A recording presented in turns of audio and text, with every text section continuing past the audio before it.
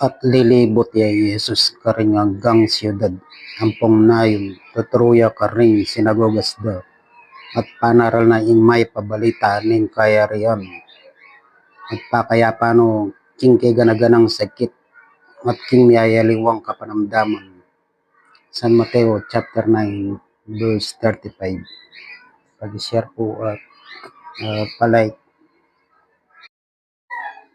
At iya sinabi na, umeka kini, ati Pedro kinulda siya king bangka, at linakad ya babo ning danum, at inayani i Jesus, dapot inyang agit na ing angin, mitakutan niya, at inyang lalbog ni, kinulay tiya nga na, Ginoo, iligtas mo ko.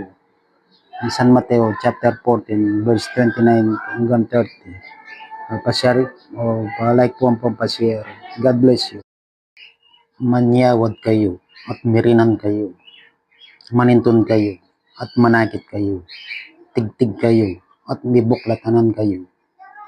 Huling ing balang neto nga manyawad tanggap ya, ating maninton manakit ya, ating titigtig mibuklatanan ya.